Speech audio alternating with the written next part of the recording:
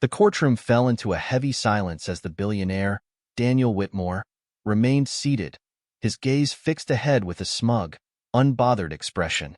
Every eye in the room darted between him and the woman standing at the bench, a striking figure in her black robe. Judge Ava Grant's presence commanded attention. She was one of the youngest federal judges in the state and the first black woman to preside over this district court. But this wasn't just about her accomplishments. It was about what had just unfolded. "Mr. Whitmore," Judge Grant said, her voice measured yet laced with authority, "I believe I instructed everyone to rise as the court came to session." Daniel crossed his legs leisurely, his lips curling into a faint, dismissive smile. "I don't stand for anyone, Your Honor," he said, his tone dripping with arrogance. "Especially not for someone like you." A gasp rippled through the courtroom like an electric shock. The tension was palpable, thick enough to slice with a knife.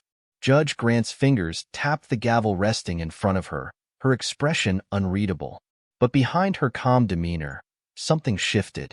Her eyes glinted with resolve as she leaned forward slightly, addressing him directly. "Very well, Mr. Whitmore," she said softly, her voice dropping an octave. "If that's the position you choose to take, you've left me no other option." For a moment, nobody moved, nobody breathed. Then Judge Grant's hand reached for the gavel.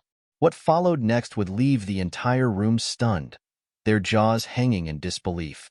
2 days earlier, Daniel Whitmore's helicopter descended onto the rooftop of Whitmore Tower, the tallest building in Chicago. Below, the streets bustled with people who couldn't have been further from Daniel's world. At 38, he was one of the wealthiest men in America, a tech mogul whose companies had revolutionized entire industries. Yet, despite his brilliant mind, Daniel was infamous for his sharp tongue, ruthless demeanor, and complete lack of humility. That morning, his assistant, Paige, rushed to meet him as the helicopter doors opened. Paige, an intelligent and hardworking woman in her mid-30s, had endured Daniel's brash personality for 5 years, mostly for the paycheck that funded her daughter's education. She greeted him with the usual stack of papers, phone calls he needed to return, and reminders of his court appearance scheduled for the following day. "I don't have time for this nonsense," Daniel grumbled, striding toward his office. "Why am I even being dragged into court over a ridiculous breach of contract claim?" Paige hesitated before speaking. "It's not just a breach of contract, sir. The case involves accusations that your company manipulated smaller competitors out of business. The evidence is damning." Daniel rolled his eyes. "Let them talk. Money wins, Paige. It always does." The next morning, Daniel arrived at the courthouse, his signature arrogance on full display. He barely acknowledged the reporters clamoring outside for a comment. Inside, he surveyed the room with disdain, barely noticing the buzz about Judge Ava Grant. "Your Honor will see you now," a court officer said, leading Daniel into the courtroom. He strode in like he owned the place, not sparing a glance at anyone around him. Then his eyes landed on Judge Grant, who was already seated at the bench. Daniel's initial reaction was surprise. Judge Ava Grant was nothing like the crusty, old-fashioned judges he was used to dealing with. She was younger, composed, and carried an aura of quiet strength. But what struck him most was her skin color. It was a detail that Daniel, who had spent much of his life in privileged circles, couldn't ignore. As Judge Grant rose, signaling the start of the proceedings, everyone stood. Everyone except Daniel. Back in the present moment, the tension in the courtroom was unbearable. Daniel had crossed a line few dared to approach.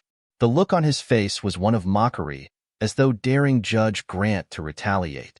Judge Grant didn't rush her next move. She allowed the weight of the moment to hang, her calm demeanor unshaken. When she finally spoke, her voice was steady and deliberate. "Let the record show that Mr. Whitmore has openly refused to comply with courtroom protocol," she announced, her eyes scanning the courtroom. "His actions are a direct affront to this court." The murmurs in the gallery grew louder, but Judge Grant raised her hand, silencing the room. She turned her gaze back to Daniel, who now looked mildly amused, as if this was all just a game to him. But what Judge Grant did next wiped that smirk off his face faster than anyone expected. Judge Ava Grant held the gavel firmly in her hand. The The courtroom was frozen in anticipation, as though everyone were holding their breath. Daniel Whitmore, still seated and exuding arrogance, leaned back in his chair, a faint smirk playing on his lips. He was clearly underestimating her. But Judge Grant wasn't one to be underestimated. "Bailiff," she said, her tone sharp yet composed, "escort Mr. Whitmore out of my courtroom. He is in contempt." The words struck like a thunderclap. Gasps rippled through the gallery. No one had expected such a swift, decisive move. Daniel's smirk faltered, replaced by a flicker of disbelief. For the first time, he looked uncertain. "What?" Daniel said, his voice raised in indignation.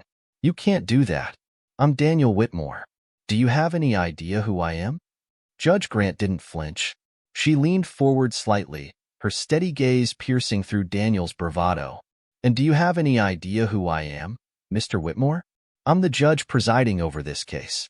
And in my courtroom, respect is not optional." The bailiff, a burly man named Officer Sanchez, approached Daniel with calm but firm authority. "Mr. Whitmore, please come with me." Daniel's arrogance flared. He stood abruptly, towering over Officer Sanchez. "This is absurd. I'll have your badge for this. And as for you, Judge, you'll regret this day. Mark my words." Judge Grant remained unfazed, her expression resolute. "Mr. Whitmore, threats will only compound your troubles. I suggest you leave with dignity before this situation escalates further." 2 days earlier, Ava Grant sat in her modest office, a space far less grand than the towering Whitmore headquarters. Ava was no stranger to challenges. Her journey to becoming a federal judge had been marked by perseverance, grit, and an unyielding commitment to justice. She knew her appointment wasn't just about her qualifications, but also about breaking barriers. Her clerk, Megan, entered with a stack of files. "Judge Grant, here's the briefing for tomorrow's Whitmore case. It's going to be intense." Ava glanced up, her brow furrowing slightly. "Intense how?" Megan hesitated, then sighed. "Daniel Whitmore has a reputation. He's arrogant, dismissive, and thinks the rules don't apply to him. He's used to getting his way."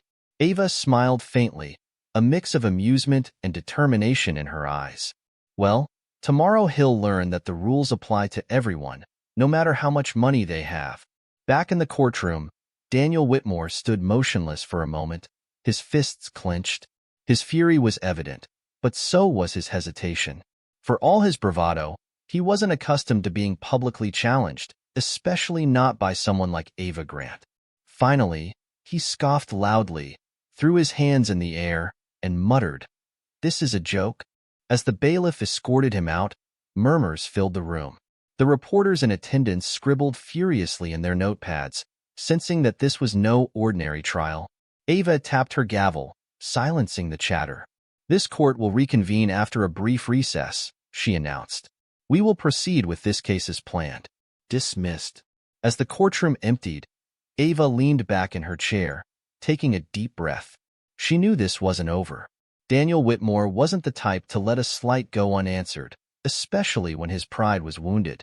But Ava also knew she hadn't come this far to be intimidated by anyone, no matter how powerful. Outside the courthouse, Daniel stormed into his waiting limousine, fuming. His assistant, Paige, was already seated, nervously scrolling through her phone. The moment Daniel entered, she could feel the tension radiating from him. "Cancel all my meetings," he snapped, "and call my legal team. I want that judge removed from this case." Paige hesitated. "Sir, I'm not sure that's possible. Federal judges can't just be—" "Do what I said, Paige," he barked, cutting her off. "Everyone has a price. We'll find hers." Paige nodded silently, though her heart sank. She had seen this side of Daniel before. When things didn't go his way, he resorted to manipulation and intimidation. But deep down, she wondered if this time would be different.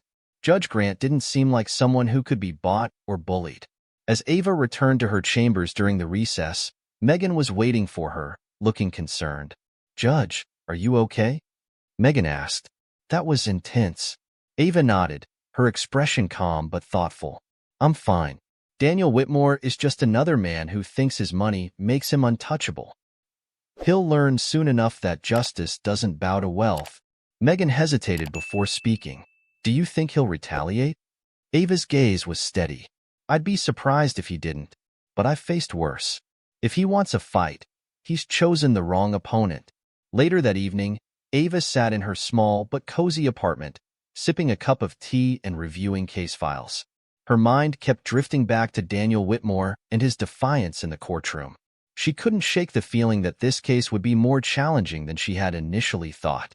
Her phone buzzed with a notification. It was a news alert. Tech billionaire Daniel Whitmore escorted out of courtroom for contempt.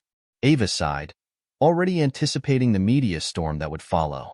But she reminded herself of why she had chosen this path, to stand up for justice, even when it wasn't easy. Meanwhile, across the city, Daniel sat in his penthouse, surrounded by his legal team. His fury hadn't subsided.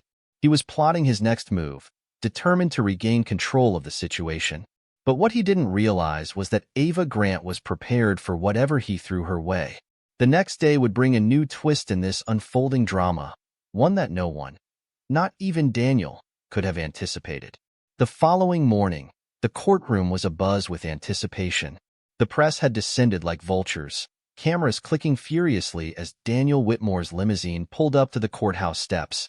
Reporters shouted questions, their voices blending into a chaotic symphony. Mr. Whitmore, do you regret your actions yesterday? Do you think Judge Grant was justified in holding you in contempt? Will you apologize? Daniel ignored them all, his face a mask of barely concealed anger. Dressed in an impeccable navy suit, he strode past the reporters without a word, flanked by his high-profile legal team. Inside, he adjusted his cufflinks as though preparing for battle. Judge Ava Grant was already seated when the court session resumed.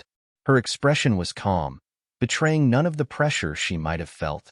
She glanced at Daniel as he entered the courtroom, but he avoided her gaze, his jaw tight with frustration. The bailiff called the court to order, and the proceedings began. Daniel's lead attorney, a slick man named Jonathan Price, immediately launched into a fiery argument. Your Honor, my client's actions yesterday were taken out of context, Price began, his tone polished but insincere. Mr. Whitmore has the utmost respect for this court and its proceedings. He simply misinterpreted the protocol. Ava raised an eyebrow, unimpressed. Misinterpreted, Mr. Price? He openly refused to stand and declared he doesn't stand for someone like me. Would you care to elaborate on what he meant by that? Price hesitated, caught off guard. Your Honor, I believe my client's words were mischaracterized. He did not intend any disrespect. I think Mr. Whitmore is capable of speaking for himself, Ava interrupted, her gaze locking onto Daniel. Mr. Whitmore, do you stand by your actions yesterday? Daniel shifted uncomfortably in his seat, but managed to keep his composure. I stand by the fact that I don't bow to theatrics, Your Honor. Respect is earned, not demanded. Another ripple of shock swept through the courtroom. Ava's expression didn't change, but a spark of determination flashed in her eyes. Thank you for clarifying, Mr. Whitmore, she said coolly. Let's proceed. The day's testimony was grueling. Witness after witness painted a damning picture of Daniel's business practices. Small business owners testified about how his companies had driven them to bankruptcy, using predatory tactics and shady deals. Daniel sat stone-faced, occasionally whispering to his lawyers, but otherwise showing little emotion. During a break, Daniel retreated to a private room with his legal team. His frustration was palpable. This is a circus, he snapped, pacing the room. She's dragging this out to humiliate me. Price tried to calm him. We'll discredit the witnesses during cross-examination. You just need to keep your composure. Daniel stopped pacing and turned to his team, his eyes narrowing. Composure won't win this. We need leverage. Find something on her. Anything we can use. Price hesitated. That's a risky move. If it backfires, just do it, Daniel barked, cutting him off. I don't lose. Meanwhile, Ava spent her lunch break in her chambers, reviewing the morning's testimonies. Her clerk, Megan, entered with a hesitant knock. Judge, there's something you should see, Megan said, placing a tablet on the desk. The screen displayed a social media post that had gone viral. Billionaire Daniel Whitmore versus Judge Ava Grant. A clash of titans. Ava sighed, scrolling through the comments. Most were supportive, praising her for standing up to Daniel. But some were less kind, questioning her qualifications and implying that she was out of her depth. "Don't let it get to you," Megan said softly. "You're doing the right thing." Ava smiled faintly. "I know. But when you take on people like Daniel Whitmore, you have to be prepared for the fallout." By late afternoon, tensions in the courtroom reached a boiling point. Daniel's legal team launched a brutal cross-examination, attempting to discredit a key witness, a small bakery owner named Ellen Carter. "You claim my client's company forced you out of business," Price said, his tone dripping with skepticism. "But isn't it true that your bakery was already struggling financially?" Ellen's voice trembled, but she held her ground. "We were struggling because your client undercut our prices and stole our suppliers." Price smirked. "Or perhaps you simply couldn't keep up with the competition." Ava intervened, her voice firm. "Mr. Price, unless you have evidence to support this line of questioning, I suggest you move on." Price reluctantly stepped back, but the damage was done. Ellen looked shaken, her confidence visibly eroded. As the session ended for the day, Daniel's team left the courthouse quickly, avoiding the press. Daniel was visibly agitated, his mind racing with strategies to regain control. In his penthouse that evening, he received a phone call from a private investigator. "I've got something," the investigator said. "It's not much, but it might be useful." Daniel leaned forward, his interest piqued. "What is it?" "There's a rumor that Judge Grant has a personal connection to one of the witnesses. If we can confirm it, it could call her impartiality into question." Daniel's lips curled into a sinister smile. "Good. Dig deeper. I want everything there is to know about her." That night, Ava sat at her kitchen table, reviewing the case files. She was exhausted but resolute. As she closed the last file, her phone buzzed with a message from Megan. "Stay strong, Judge. You've got this." Ava smiled, grateful for the support, but as she prepared for bed, an uneasy feeling settled over her. She couldn't shake the sense that Daniel Whitmore wasn't done playing games. Little did she know, the next day would bring an explosive revelation that would change everything. The next morning, Judge Ava Grant arrived at the courthouse to a media frenzy unlike any she had seen before. Reporters swarmed the steps, cameras flashing, microphones thrust forward as they shouted questions. "Judge Grant, do you have a response to the allegations? Is it true you have a personal connection to one of the witnesses? Will you recuse yourself from the case?" Ava's heart sank, though her face remained composed. She didn't need to ask what they were talking about. Someone, likely Daniel Whitmore, had leaked information to the press. She walked past the crowd, her head held high, refusing to acknowledge the chaos. Inside her chambers, Megan was pacing nervously. "Judge, it's all over the news. They're claiming you're friends with Ellen Carter." Ava frowned, her mind racing. "That's not true. I've never met Ellen before this case." Megan nodded. "I know, but they're twisting things. Apparently, someone dug up that your late father worked at the same factory as her parents years ago. They're saying that's enough to suggest bias." Ava sighed deeply, her frustration evident. "This is a desperate attempt to undermine the case. We can't let it derail the proceedings." In the courtroom, the tension was palpable as the session began. Daniel Whitmore sat at the defense table, looking smug. His legal team had clearly orchestrated the media leak, and it was already working in his favor. Before the testimonies could resume, Jonathan Price rose to his feet. "Your Honor, before we proceed, we must address the matter of potential bias. Given the revelations about your personal connection to one of the witnesses, we believe it's inappropriate for you to preside over this case." A ripple of murmurs spread through the gallery. Ava tapped her gavel, silencing the room.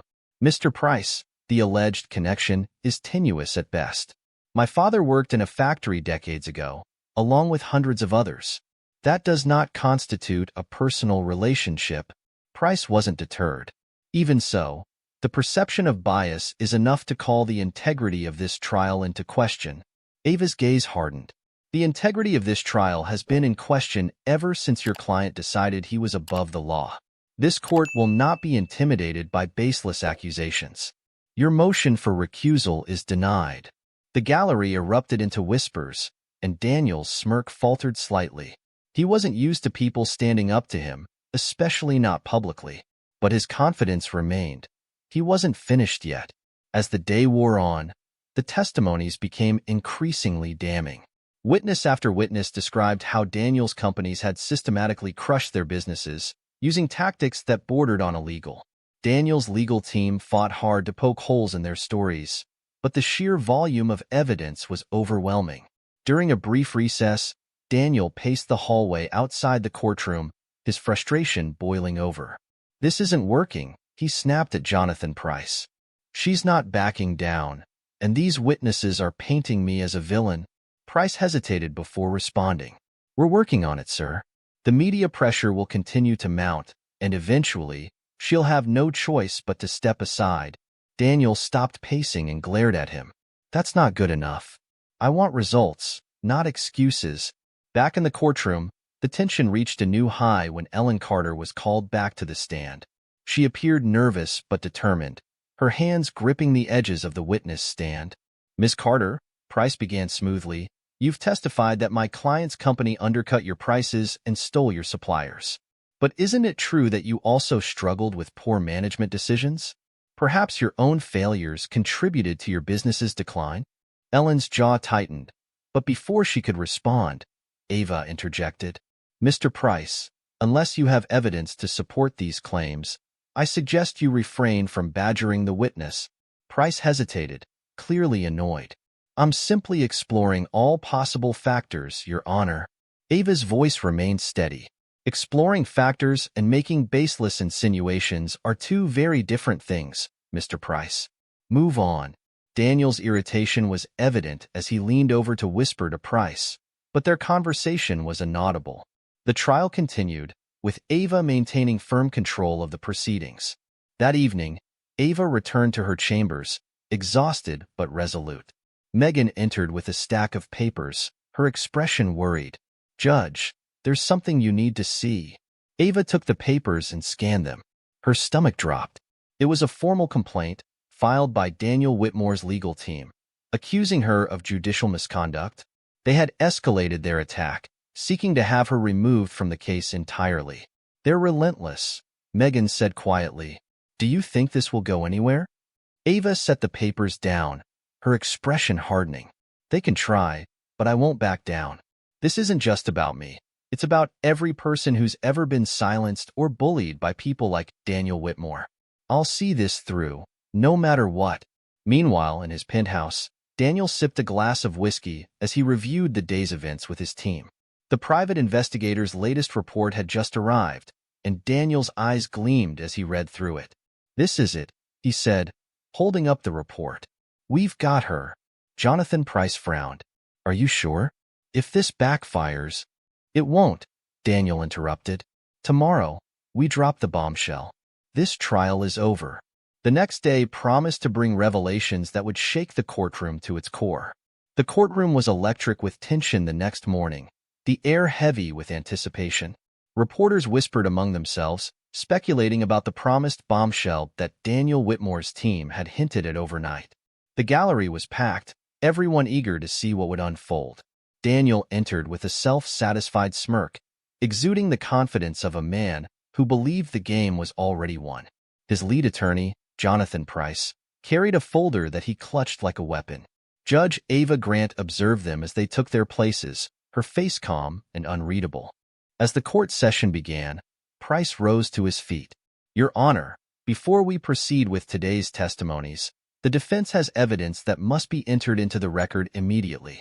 This evidence directly pertains to the impartiality of this court." Ava's eyes narrowed slightly, but her voice remained steady. "Proceed." Price approached the bench and handed the folder to the court clerk, who passed it to Ava.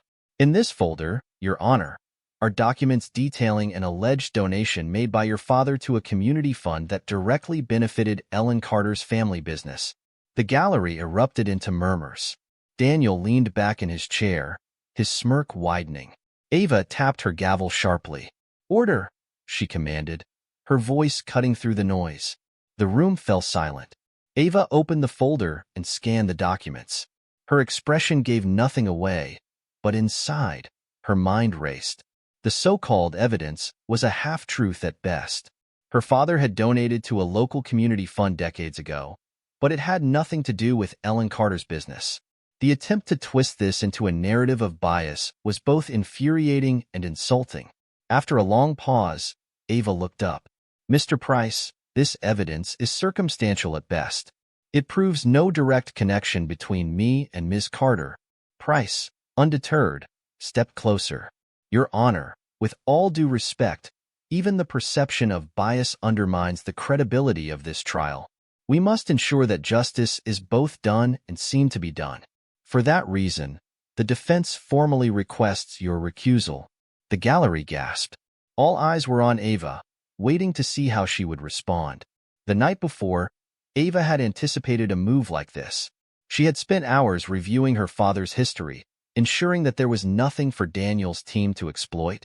When she found the donation in question, she realized how they might use it against her. Megan had urged her to prepare a statement, but Ava refused. "If they come after me, I'll deal with it in court," she had said. "I won't let them intimidate me." Back in the courtroom, Ava's voice was calm but firm. "Mr. Price, while I understand your client's eagerness to deflect attention from the evidence presented against him, this attempt to discredit the court is unfounded. Your motion for recusal is denied." Price opened his mouth to argue, but Ava raised a hand to silence him. Furthermore, any additional attempts to delay these proceedings with baseless accusations will be met with sanctions. Am I clear? Price's jaw tightened, but he nodded. "Crystal, Your Honor." Daniel, however, wasn't finished. He leaned over and whispered something to Price, who hesitated before standing again. "Your Honor," Price said carefully, "in light of your ruling, the defense requests an immediate recess to confer." Ava considered the request, then nodded. "You have 15 minutes. As the courtroom emptied for the recess, Daniel stormed into the hallway with his legal team. "What was that?" he snapped at Price. "You said this would force her off the case." Price sighed, loosening his tie. "I didn't anticipate she'd call our bluff so decisively. She's tougher than I thought." Daniel glared at him. "Then we hit harder. I don't care what it takes. Find something we can use to break her." Meanwhile, Ava retreated to her chambers, where Megan was waiting anxiously. "Are you okay?" Megan asked. Ava nodded, though her shoulders were tense. "They're desperate, which means they know they're losing. But this won't stop them." Megan hesitated, then said, "There's something else. I heard from a reporter that they're digging into your personal life. They're looking for anything they can spin against you." Ava took a deep breath, her resolve hardening. "Let them dig. They won't find anything. I've worked too hard and too honestly to let someone like Daniel Whitmore tear me down." When the court reconvened, the atmosphere was even more charged. Ava wasted no time, immediately calling the next witness to the stand, Martin Hayes, a former executive at one of Daniel's companies. Martin's testimony was expected to be a turning point in the trial. As Martin took the oath and sat down, he looked nervous but determined. He was one of the few people who had worked closely with Daniel and could testify to the unethical practices that had driven smaller companies out of business. "Mr. Hayes," Ava began, "can you describe your role at Whitmore Enterprises?" "I was the vice president of operations," Martin replied. "I oversaw supply chain management and vendor contracts." "And during your time there, did you witness any practices that you believed were unethical or illegal?"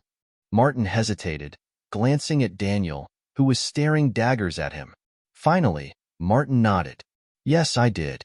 The courtroom erupted again, and Ava tapped her gavel. "Order," Martin continued, his voice shaky but firm. "There were multiple instances where we used predatory pricing to force competitors out of the market. We would deliberately undercut their prices, even if it meant taking losses in the short term, just to drive them into bankruptcy." Daniel's jaw tightened, his composure slipping for the first time. Ava leaned forward, her expression focused. "And were these practices authorized by Mr. Whitmore?" "Yes," Martin said. He personally approved them. The tension in the room was suffocating. Daniel's legal team scrambled to whisper among themselves, clearly unprepared for the weight of Martin's testimony. As the day ended, Ava returned to her chambers, exhausted but satisfied. The trial was far from over, but Martin's testimony had shifted the momentum. For the first time, it felt like justice might prevail. But Daniel wasn't done. That night, he made a phone call that would set into motion a chain of events no one could have anticipated. His desperation was growing, and desperate men were capable of anything. The following morning, the tension in the courtroom was heavier than ever. Judge Ava Grant had spent the night preparing for the trial to continue, reviewing every detail of Martin Hayes' damning testimony. She knew Daniel Whitmore would strike back, but she wasn't prepared for just how far he was willing to go. As the session began, Daniel's legal team filed a motion to strike Martin's testimony from the record. Jonathan Price stood confidently, addressing the court. "Your Honor, we have uncovered new information that calls Mr. Hayes' credibility into question," Price announced, his voice sharp and commanding. Ava raised an eyebrow. "Proceed." Price handed a folder to the court clerk, who passed it to Ava. "In this file, Your Honor, are financial records showing that Mr. Hayes received a substantial payment from an unnamed account shortly before resigning from Whitmore Enterprises. We believe this payment constitutes a bribe, possibly from a competitor seeking to harm my client." Gasps echoed through the gallery. Ava opened the file and scanned the documents. The alleged payment was indeed substantial, but the source was obscured, leaving room for interpretation. "Mr. Price," Ava said, her voice steady, "do you have concrete evidence linking this payment to any party or intent?" Price smirked slightly. "Not yet, Your Honor, but the implication alone warrants an investigation. Until then, we request that his testimony be stricken from the record." Ava considered this for a moment. She knew this was a calculated move, a delay tactic designed to derail the trial. But she also knew she couldn't ignore the motion without due diligence. "Very well," she said finally. "The court will investigate the matter further. However, until definitive evidence is presented, Mr. Hayes' testimony will remain in the record." Price opened his mouth to protest, but Ava cut him off. "That is my ruling, Mr. Price. Let's proceed." In the hallway during a recess, Daniel cornered Price, his anger barely contained. "What was that? You said this would discredit Hayes completely." Price held up his hands defensively. "It's a process, Mr. Whitmore. The judge is being cautious, but the seed of doubt is planted. That's what matters." Daniel wasn't satisfied. "It's not enough. I want her on the defensive. Find something on her that we can use to force her hand." Price hesitated. "We're already looking into her background, but..." "Then look harder," Daniel snapped. "Everyone has skeletons. Find hers." Meanwhile, Ava sat in her chambers, her mind racing. The trial was quickly devolving into a battle of attrition, with Daniel's team throwing every possible obstacle in her way.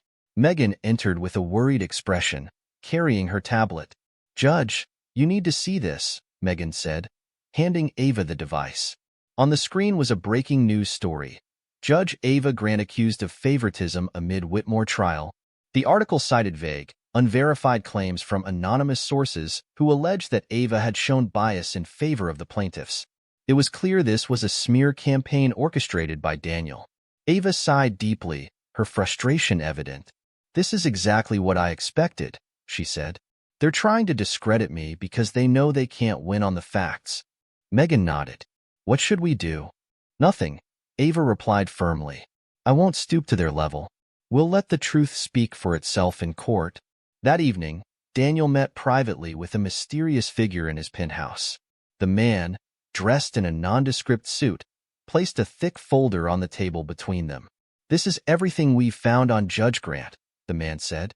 "It's not much, but there's a detail that might be useful." Daniel flipped through the folder, his eyes narrowing as he read. Finally, he stopped on a page and smiled coldly. "Perfect," he said. "This will do." The man hesitated. "It's risky, Mr. Whitmore. If this backfires..." "It won't," Daniel interrupted. "By the time anyone figures it out, the damage will already be done." The next day in court, the The plaintiffs called their final witness, a former supplier who had been forced to sever ties with smaller businesses under pressure from Whitmore Enterprises. The testimony was compelling, painting a clear picture of Daniel's predatory practices. But as the witness stepped down, Jonathan Price stood again. This time, his demeanor was more confident, almost smug. "Your Honor, before we proceed to closing arguments, the defense has one more matter to address," Price said. Ava's patience was wearing thin, but she nodded. "Go on." Price gestured to the gallery, and a woman stepped forward. She was in her late 50s, dressed conservatively, and looked nervous but determined. "This is Mrs. Linda Rowe," Price announced. "She has information that directly pertains to Judge Grant's ability to remain impartial in this case." The gallery erupted into murmurs, and Ava's eyes narrowed. "Approach the bench," she said, her voice sharp. As Linda Rowe was sworn in, Price began his questioning. "Mrs. Rowe, can you tell the court how you are connected to this case?" Linda hesitated, glancing nervously at Ava. I worked for Judge Grant's family many years ago. I was a housekeeper in their home." The room fell silent. Ava's expression remained calm, but her mind raced. She remembered Linda vaguely from her childhood, but they hadn't had any contact in decades. "And during your time working for the Grant family," Price continued, "did you witness anything that might indicate bias in favor of certain communities or individuals?" Linda swallowed hard. "Well, her father used to say that we should always help people in need, especially in our own community. He believed in giving back, and sometimes he would bend the rules to do it." Price pounced. "So you're saying Judge Grant was raised in an environment where bending the rules for personal bias was acceptable?" "Objection." Ava's voice rang out, cutting through the courtroom. "This line of questioning is irrelevant and speculative." Price turned to her, feigning innocence. "Your Honor, this testimony speaks to potential bias, which is highly relevant." Ava's gaze hardened. "You are grasping at straws, Mr. Price." "Proceed carefully." Price smirked slightly, but Ava could sense his satisfaction. He had planted the seed of doubt he needed, and the damage was done. That evening, Ava sat alone in her chambers, replaying the events of the day. She knew this was far from over. Daniel Whitmore was escalating his attacks, and she had no doubt he was planning something even bigger. Little did she know, the next day would bring a revelation that would shake the entire courtroom to its core. The next day, the courtroom was packed tighter than ever, with a palpable sense of anticipation hanging in the air. The media frenzy outside had reached a fever pitch, with reporters speculating about the previous day's unexpected witness and what it meant for the trial. Inside, Judge Ava Grant sat at her bench, her composure unshaken, though the weight of the situation was undeniable. Daniel Whitmore entered the courtroom with an air of triumph, flanked by his legal team. His smirk was firmly in place, and his confidence radiated to the point of arrogance. Ava couldn't help but feel that he was up to something big. As the session began, Jonathan Price wasted no time. He rose from his seat with a folder in hand, his expression one of calculated determination. "Your Honor, before we proceed with closing arguments, the defense has uncovered critical new evidence that must be addressed immediately," Price announced. Ava's expression remained neutral, though her stomach churned. "Proceed," she said. Price gestured to the bailiff, who distributed copies of a document to the court clerk, opposing counsel, and the judge. Ava glanced at the papers, her brow furrowing as she read. It was a series of emails that appeared to show communication between Ava and Ellen Carter before the trial began. "Your Honor," Price began, "these emails suggest that you had private correspondence with the plaintiff's key witness, Ellen Carter, prior to this case being brought to court. This not only raises questions about your impartiality, but also constitutes a breach of judicial ethics." Gasps erupted from the gallery. Reporters furiously scribbled notes, and Daniel leaned back in his seat, his smirk widening. Ava tapped her gavel sharply, silencing the room. "Order," she commanded. She turned her attention to Price.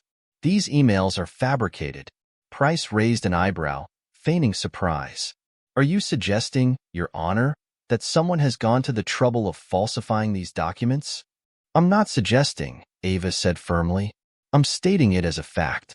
I have never corresponded with Ellen Carter outside of this courtroom. Price smirked. Then you won't mind if we have these emails authenticated by an independent expert? Ava's jaw tightened. She knew this was a trap. Even if the emails were proven false, the mere accusation was enough to sow doubt in the public's mind.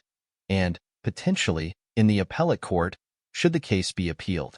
2 days earlier, Daniel had met with the same mysterious figure in his penthouse.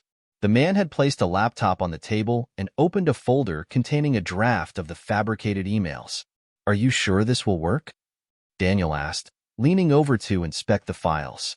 The man nodded. "The emails are flawless. It'll be nearly impossible to prove they're fake in time to prevent them from influencing the trial." Daniel's smile was cold and calculating. "Perfect. Let's burn her reputation to the ground." Back in the courtroom, Ava took a deep breath, centering herself. "Mr. Price, I welcome an independent review of these so-called emails. In the meantime, this court will continue as planned." Price's smirk faltered slightly, but he quickly recovered. "Of course, Your Honor. However, I must formally request that this trial be paused until the authenticity of the emails can be determined." Ava shook her head. "Request denied. The trial will proceed. Unless you have anything substantive to add, we'll move to closing arguments." Price sat down, clearly displeased. Daniel leaned over and whispered something to him, but Price didn't respond. The plaintiffs delivered their closing argument first. Their lead attorney, Samantha Reed, spoke passionately about the evidence presented over the course of the trial. She painted a vivid picture of the harm Daniel Whitmore's companies had inflicted on small businesses and the lives they had destroyed in the process. "Ladies and gentlemen of the jury," Samantha concluded, "this case is about more than just contracts and competition. It's about accountability. It's about standing up to those who believe they are above the law. Justice must prevail." The jury watched her intently, their expressions somber. Ava observed them closely, noting their engagement. But as Samantha sat down, Ava couldn't ignore the nagging feeling that Daniel still had one final card to play. During a brief recess, Ava retreated to her chambers. Megan was waiting for her, her face pale with worry. "Judge, it's all over the news," Megan said, holding up her phone. On the screen was a headline: "Explosive new evidence casts doubt on Judge Grant's impartiality."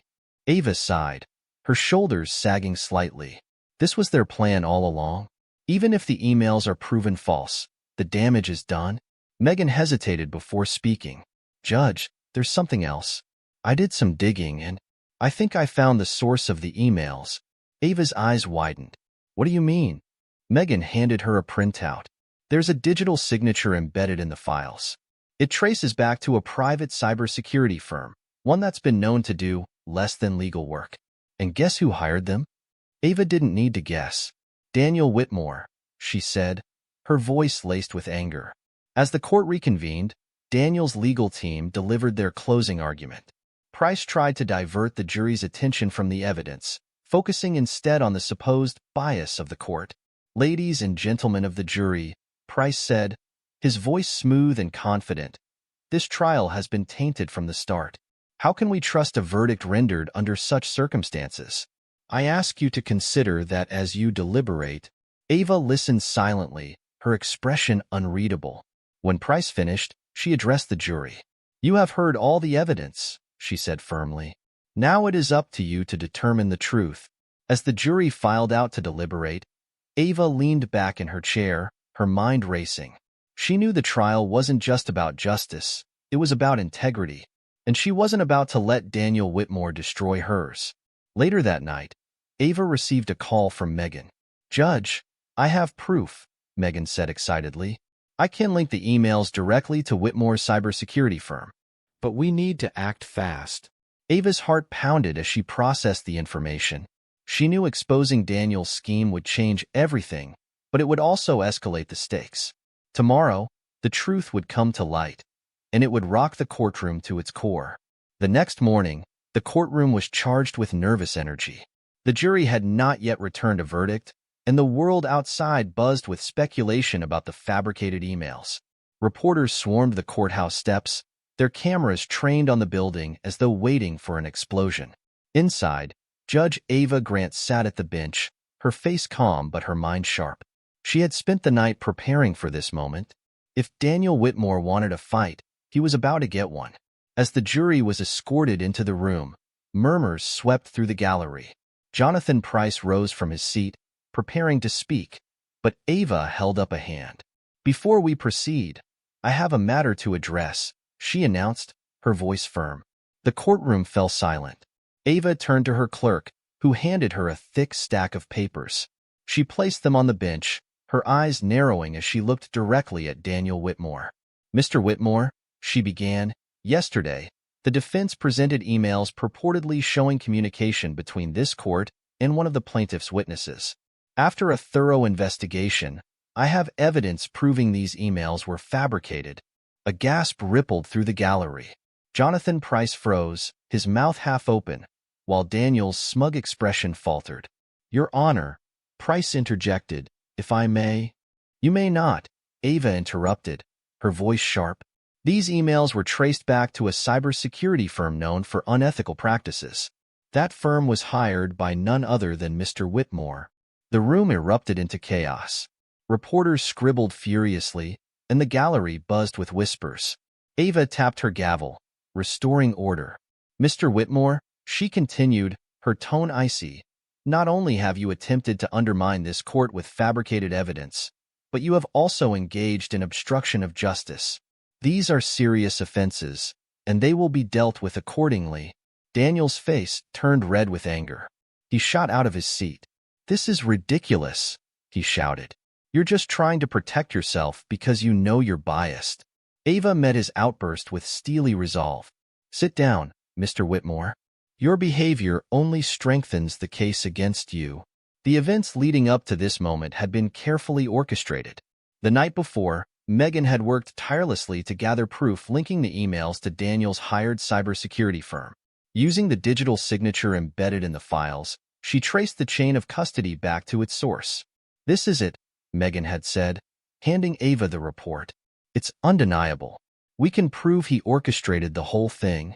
Ava had spent hours preparing her response, knowing Daniel would try to deny everything. She was ready for him.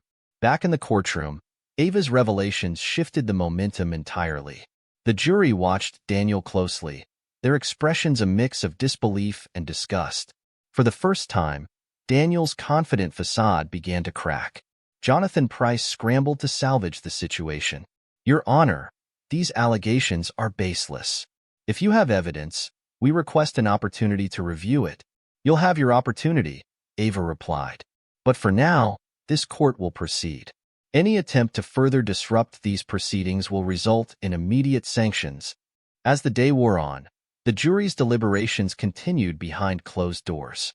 In the meantime, the media frenzy outside the courthouse reached new heights. Headlines blared the latest developments. "Whitmore caught in fabrication scandal" and "Judge Grant strikes back." Inside the courthouse, Ava retreated to her chambers during a break. Megan joined her, a rare smile on her face. "You did it," Megan said. "You turned the tide." Ava shook her head. "It's not over yet.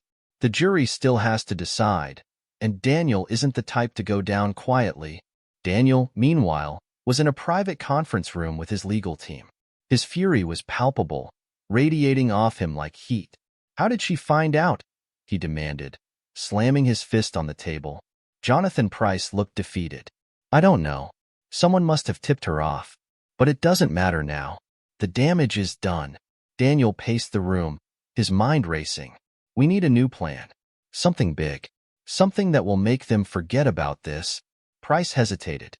"With respect, Mr. Whitmore, I think we're out of moves.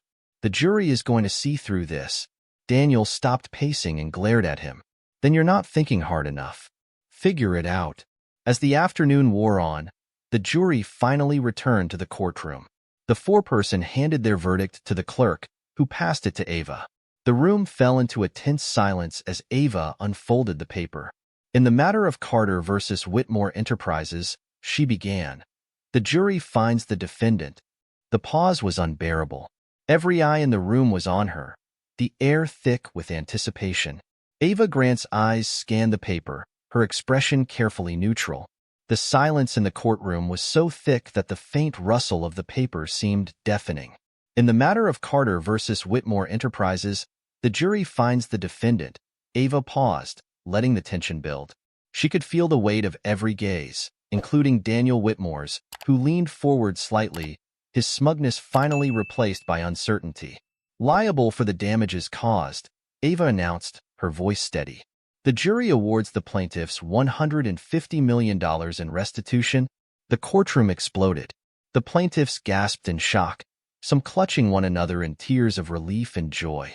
On the other side of the room, Daniel's team erupted into a flurry of whispers, their faces a mix of shock and dismay. Daniel himself sat frozen, his face pale and his jaw clenched tightly. Ava tapped her gavel, bringing the chaos to order. This court recognizes the jury's verdict. Sentencing related to the charges of obstruction of justice and fabrication of evidence will be scheduled at a later date. Daniel snapped out of his stupor and shot to his feet. "This is outrageous," he bellowed. "You're biased. This whole court is corrupt." Ava fixed him with a cold stare. "Mr. Whitmore, you are dangerously close to being held in contempt again. Sit down." Daniel's legal team tugged at his arm, urging him to comply. After a tense moment, he reluctantly sat, his face a storm of fury and humiliation. The verdict marked a monumental turning point in the trial, but it was far from the end. As the courtroom emptied, Ava returned to her chambers, exhaustion finally catching up with her. Megan was waiting, a triumphant grin on her face. "They did it," Megan said, almost breathless. "They actually did it." Ava allowed herself a small smile, but her mind was already spinning. "It's not over yet," she said. "Daniel isn't the type to take a loss lying down. He'll appeal, and with the obstruction charges looming, he's going to fight even dirtier." Megan frowned. "Do you think he'd try something drastic?" Ava nodded. "I'd bet on it." Back at Whitmore Tower, Daniel raged through his office, throwing papers and knocking over a glass of whiskey that shattered against the floor. His team stood by nervously, exchanging wary glances. "They've humiliated me," Daniel growled. "That woman. She's made me a laughingstock." "Mr. Whitmore," Price began cautiously, "we can appeal the verdict. There's still a chance to turn this around." Daniel rounded on him, his eyes blazing.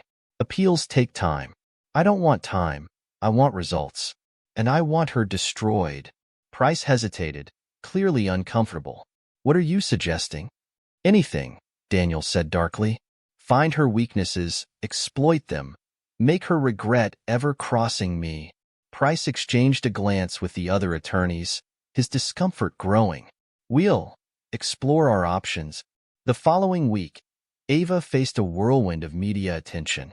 Headlines praised her for standing firm against Daniel Whitmore's bullying tactics. Judge Ava Grant, a beacon of justice in a corrupt system, one article read, while another declared, "Whitmore falls, Grant rises." But Ava knew the battle was far from over.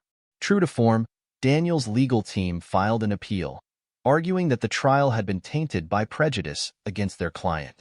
The appeal was weak, but it ensured that the case would remain in the public eye for months, possibly years, to come.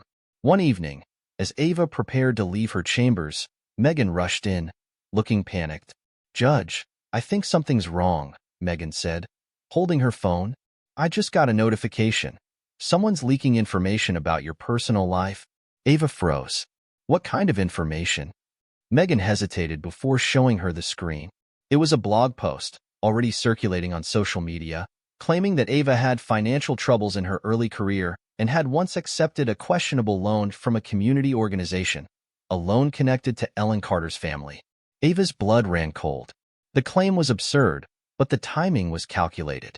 She could already see how it would be spun to suggest she had a vested interest in the trial's outcome. "This has Daniel's fingerprints all over it," Ava said, her voice low with anger. "What should we do?" Megan asked. "Prepare a statement denying the allegations," Ava replied. "But first, I want to know where this leak is coming from." Across the city, Daniel sat in a dimly lit office with a small group of advisors. On a screen before him was a live tracker showing the blog post's reach. "By tomorrow morning, this will be everywhere," Daniel said, his voice cold and satisfied. Let's see how untouchable she feels when the world starts questioning her integrity. One of his advisors cleared their throat. Mr. Whitmore, with all due respect, this might backfire. She's already shown she can handle pressure, and if this is traced back to us— Daniel cut him off. It won't be traced back. Just make sure it spreads. That night, Ava sat in her apartment, staring at her laptop. The smear campaign was gaining traction, with social media filled with accusations and speculation. Her phone buzzed with messages from colleagues and friends, offering their support, but it did little to ease her frustration. As she stared at the screen, her resolve hardened. Daniel Whitmore wanted a war, and she was ready to give him one. The next morning, the news broke wide open. While Ava prepared to face the onslaught, a surprising piece of information landed on her desk. Megan had stayed up all night investigating the blog post and had uncovered something unexpected. "Judge, you won't believe this," Megan said, bursting into Ava's chambers. "We found the source of the leak." Ava looked up, her curiosity piqued. "Who is it?" Megan handed her a folder. "It's tied directly to an account owned by Whitmore Enterprises." Ava's eyes narrowed as she flipped through the documents. "He's not just trying to ruin me. He's breaking the law to do it." This revelation set the stage for a dramatic confrontation that would bring the truth crashing down on Daniel Whitmore in a way he never anticipated. The next morning, the media frenzy was at its peak. Every major news outlet dissected the allegations against Judge Ava Grant, speculating on the supposed loan and its implications. Commentators debated her integrity, while online trolls gleefully fanned the flames. But Ava wasn't fazed. Clutching the folder Megan had delivered, she walked into her chambers with a renewed sense of purpose. If Daniel Whitmore wanted a war, he had underestimated just how prepared she was to fight back. "Megan," Ava said, her voice steady, "have you forwarded these findings to the authorities?" Megan nodded. "Yes, and I've also contacted the cybersecurity team that helped trace the fabricated emails. They're ready to testify if needed." "Good," Ava said. "Let's make sure this gets handled properly. I want everything above board. No room for doubt." At Whitmore Tower, Daniel watched the news coverage with satisfaction. The fabricated blog post had done its job, and the narrative was shifting. Ava's integrity was under attack, and he reveled in the chaos. But his smugness was short-lived. Jonathan Price entered the office, his expression grim. "We have a problem." Daniel frowned. "What now?" Price placed a report on Daniel's desk. "The source of the blog post has been traced back to an account connected to Whitmore Enterprises." Daniel's face darkened. "That's impossible. I made sure everything was untraceable." Price hesitated. "Apparently not. Judge Grant's team found the connection, and they've already reported it to the authorities. If this goes public, it could lead to criminal charges." Daniel slammed his fist on the desk. "This is a setup. She's trying to frame me." "Regardless," Price said cautiously, "we need to prepare for the fallout. If the authorities confirm the connection, it could escalate quickly." Back in the courthouse, Ava addressed the jury once more. The trial had technically concluded, but the fabricated emails and blog post had opened the door for further investigations. Ava knew she needed to maintain her composure and authority to ensure justice was served. "Ladies and gentlemen of the jury," Ava began, "this court has always upheld the principles of fairness and integrity. Recent attempts to undermine these proceedings with fabricated evidence and unfounded allegations are an affront to justice itself. I assure you that these matters will not go unaddressed." The jury members nodded, their expressions serious. Ava's words resonated with them, reinforcing their confidence in her ability to preside impartially. That afternoon, Ava met with federal investigators who had been brought in to examine the fabricated emails and blog post. The investigators, a sharp team led by Agent Carla Henderson, wasted no time. "Judge Grant," Henderson said, "our initial findings confirm what your team uncovered. The blog post and emails were both created by individuals tied to Whitmore Enterprises. We're preparing to subpoena the necessary records to build a solid case." Ava nodded. "Thank you, Agent Henderson. I'm ready to cooperate fully." Henderson smiled faintly. "I have to say, Judge, you've handled this remarkably well. Most people would have crumbled under this kind of pressure. Ava's expression hardened. I didn't come this far to be intimidated by someone like Daniel Whitmore. Meanwhile, Daniel scrambled to cover his tracks. His legal team was in full damage control mode, trying to distance him from the fabricated evidence and smear campaign. But the walls were closing in, and Daniel could feel it. You need to lay low, Price advised. The more you push, the more it looks like you're guilty. Daniel glared at him. Laying low isn't an option. If I back down now, I lose everything. Price sighed. Then we need to shift the focus. We'll paint this as a misunderstanding, an overzealous employee acting without your knowledge. Daniel leaned back in his chair, considering the plan.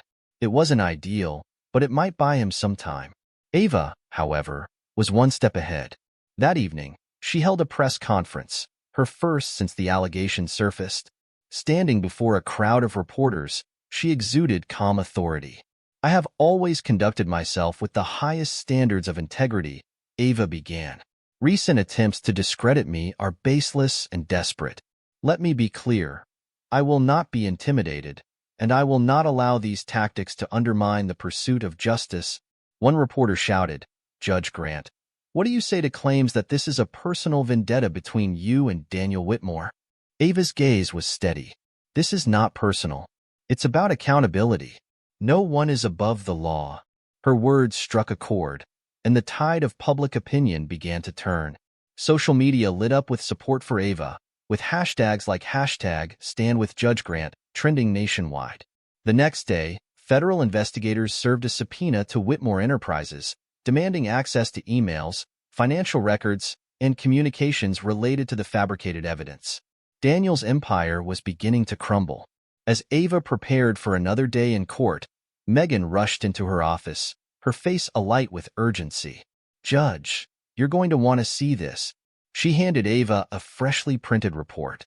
It was from the cybersecurity team, detailing yet another layer of the scheme. Embedded within the fabricated emails was a hidden signature, one that directly implicated Daniel Whitmore himself. This is the smoking gun, Megan said. He can't deny this.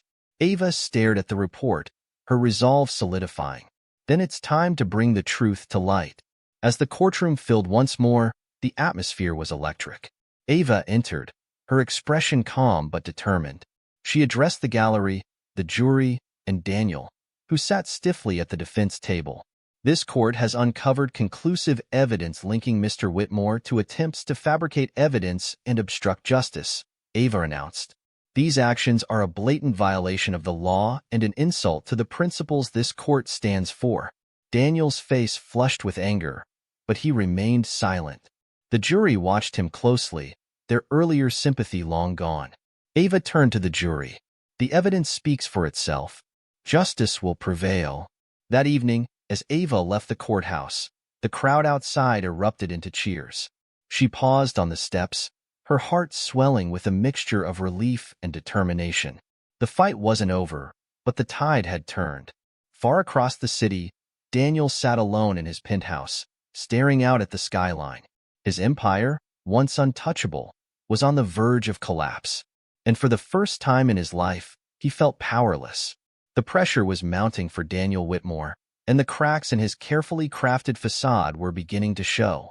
The public, once enamored with his innovation and success, had turned against him.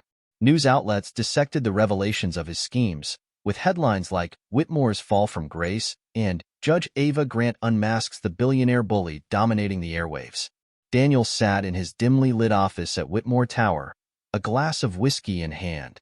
His legal team huddled around the table, throwing out strategies to counter the avalanche of bad press and legal trouble. But none of it seemed sufficient. This is spiraling out of control, Jonathan Price said, his voice tinged with frustration. The federal investigators are closing in. The public hates you. And now Judge Grant has a mountain of evidence that ties you directly to the fabricated emails and smear campaign. Daniel scowled, swirling the amber liquid in his glass. I'm not going down for this, he growled. There has to be a way to turn this around. Price hesitated before speaking. There's one option, but it's risky. Daniel's eyes narrowed. I'm listening. We could issue a public apology, take partial responsibility for the fabricated emails, and claim it was a mistake by a rogue employee. If we frame it as an isolated incident, it might mitigate the damage. Daniel slammed his glass down on the table. Apologize? Are you insane? That would make me look weak. Price sighed. It might be your only chance to salvage what's left of your reputation. Daniel leaned back in his chair, his mind racing. He wasn't ready to concede defeat. Not yet. Meanwhile, Judge Ava Grant was reviewing the latest developments in her chambers. The evidence Megan and the cybersecurity team had uncovered was airtight, and Ava knew it was only a matter of time before Daniel's empire collapsed under the weight of his own deception. Megan entered the room, a wide grin on her face. Judge, you're going to want to see this. She handed Ava a tablet displaying a news alert. Federal authorities raid Whitmore Enterprises. Ava's eyebrows raised in surprise. When did this happen? An hour ago, Megan replied.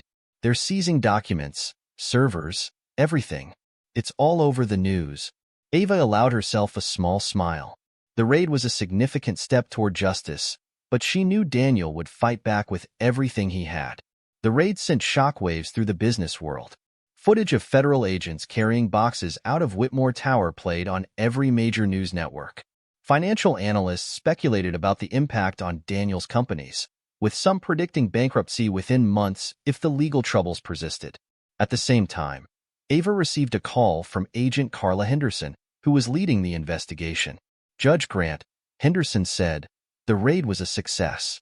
We've uncovered a treasure trove of evidence, emails, financial transactions, and internal communications that confirm Whitmore's involvement in the smear campaign and obstruction of justice. That's good news, Ava said. What's next? We're preparing formal charges, Henderson replied. Whitmore won't be able to weasel his way out of this. In a desperate bid to control the narrative, Daniel held a press conference the next morning. Dressed in a sharp suit, he stood at a podium surrounded by his legal team. His expression was somber, but there was a flicker of defiance in his eyes. I want to address the allegations against me directly, Daniel began, his voice measured. First and foremost, I take full responsibility for the actions of my company. The fabricated emails and blog posts were unacceptable, and I deeply regret the impact they've had on Judge Grant and this trial. Gasps rippled through the room as reporters scrambled to record his words. Daniel continued, his tone carefully rehearsed. These actions were carried out by individuals within my organization without my knowledge. While I was unaware of their activities, I recognize that the ultimate responsibility lies with me as the head of the company. A reporter shouted, Mr. Whitmore, are you saying you had no involvement in these schemes? Daniel nodded. That is correct. I trusted my team to act with integrity, and I was betrayed. I am cooperating fully with the investigation to ensure that justice is served. Back in her chambers, Ava watched the press conference on a small TV. She shook her head, unimpressed. He's trying to shift the blame, she said to Megan. Megan rolled her eyes. Classic Whitmore. He's just throwing his employees under the bus to save himself. Ava leaned forward, her expression thoughtful. It won't work. The evidence ties him directly to everything. No amount of spin can change that. Later that day, federal prosecutors formally charged Daniel with obstruction of justice, fabrication of evidence, and conspiracy to defraud the court. The charges carried significant penalties, including the possibility of prison time. As the news broke, Ava received a phone call from Agent Henderson. Judge Grant, we've issued an arrest warrant for Daniel Whitmore, Henderson said. He'll be taken into custody within the hour. Ava felt a wave of relief. Thank you, Agent Henderson. This is a step toward justice. True to their word, federal agents arrived at Whitmore Tower that evening to arrest Daniel. Cameras captured the moment as he was led out in handcuffs, his once proud demeanor replaced by a grim expression. The footage played on repeat across the nation, cementing his downfall in the public's eyes.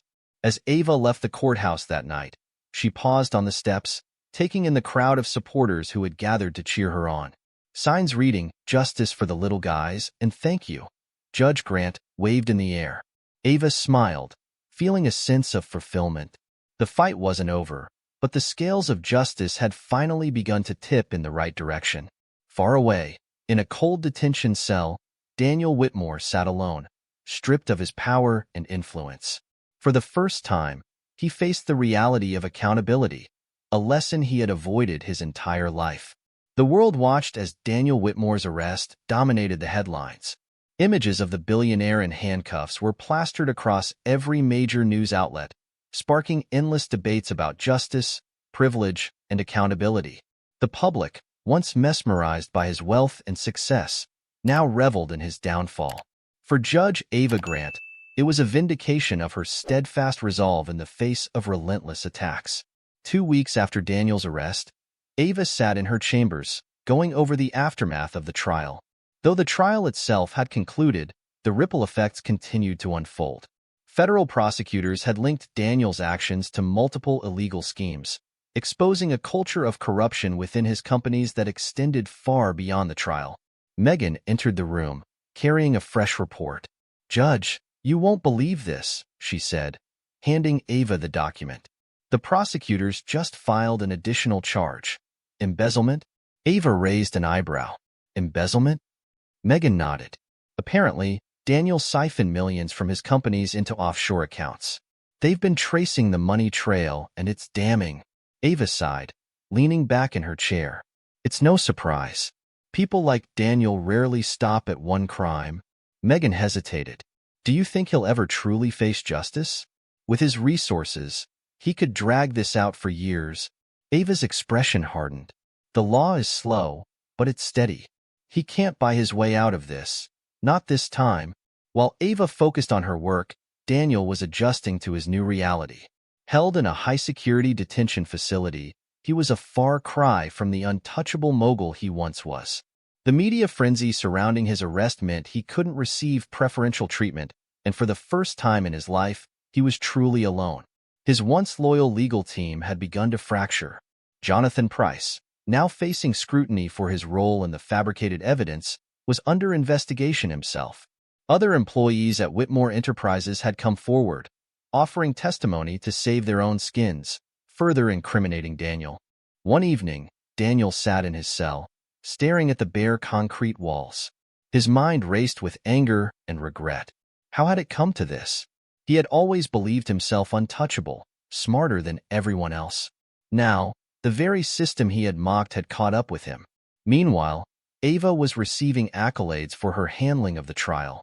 Her name was mentioned as a potential candidate for higher judicial appointments, and advocacy groups praised her courage in standing up to one of the most powerful men in the country.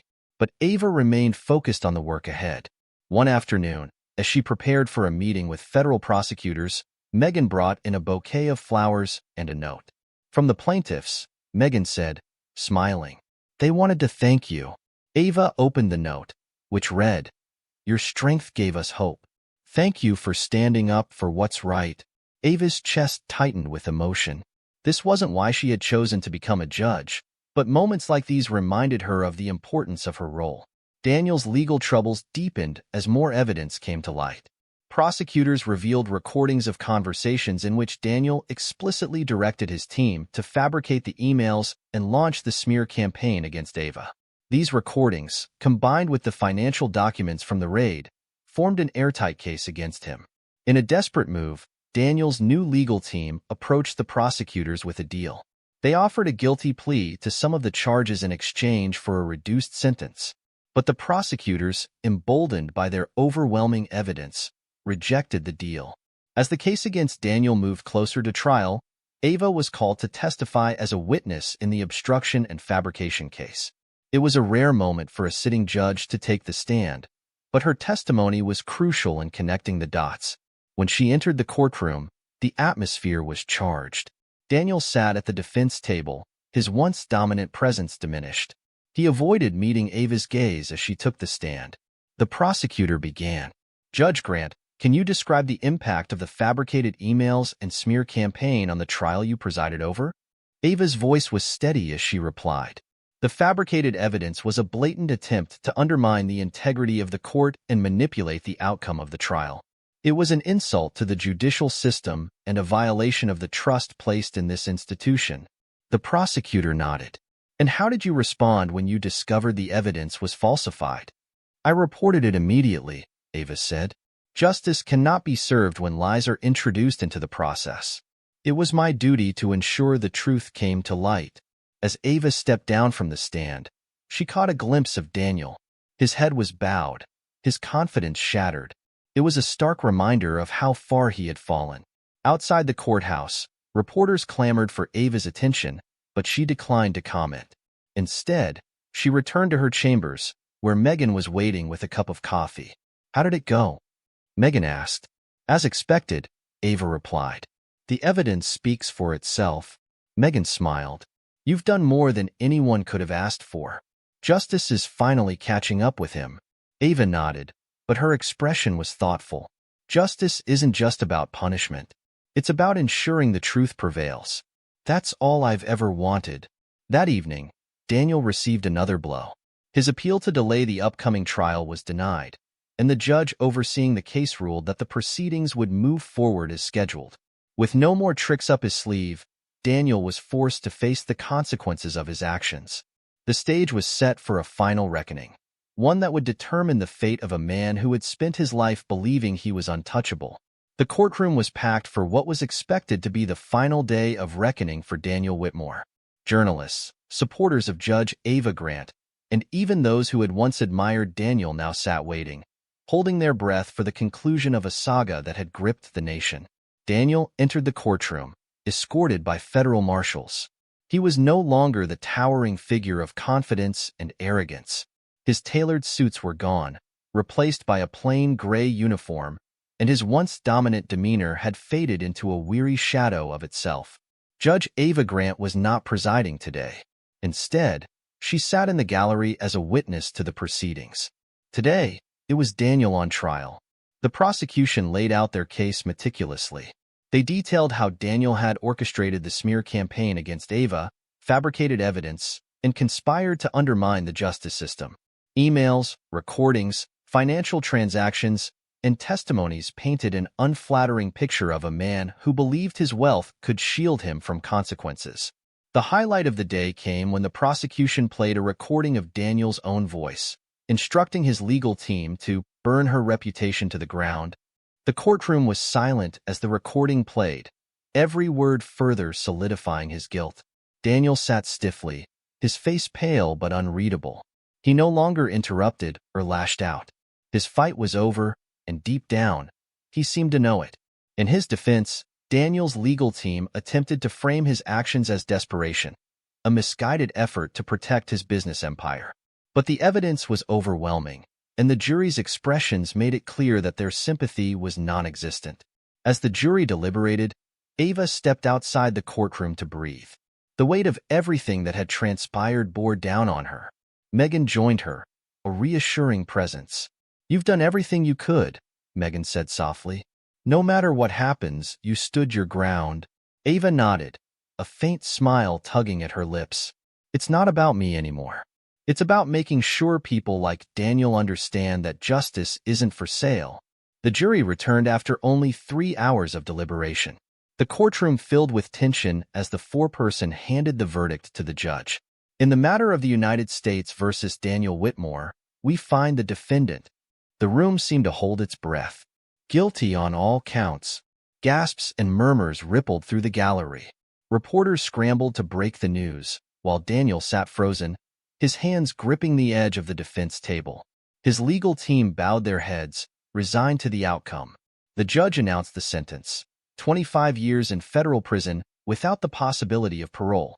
The courtroom erupted into a mixture of cheers and sighs of relief. Justice had been served. Outside, Ava was greeted by a crowd of supporters chanting her name. Reporters thrust microphones at her, asking how she felt now that the saga had come to an end. Ava raised her hand for silence. "This isn't about me," she said firmly. "It's about justice. It's about proving that no one, no matter how powerful or wealthy, is above the law. I hope this case inspires others to stand up for what's right." The crowd erupted into applause. Later that evening, Ava sat alone in her apartment, reflecting on everything that had transpired. The fight had been long and grueling, but it had been worth it. The truth had prevailed, and a message had been sent. Integrity and justice would always triumph over arrogance and corruption. Far away, in a cold prison cell, Daniel Whitmore sat alone, stripped of his power, wealth, and influence. For the first time in his life, he had no one to command, no one to manipulate, and no way to escape the consequences of his actions. He was left with only his thoughts, and the bitter truth that he had brought this on himself. For Judge Ava Grant, it wasn't the end but a new beginning. The case had solidified her reputation as a symbol of justice and integrity. She knew there would be other battles, other trials, but she also knew she was ready for them. Because in the end, truth, resilience, and courage would always prevail.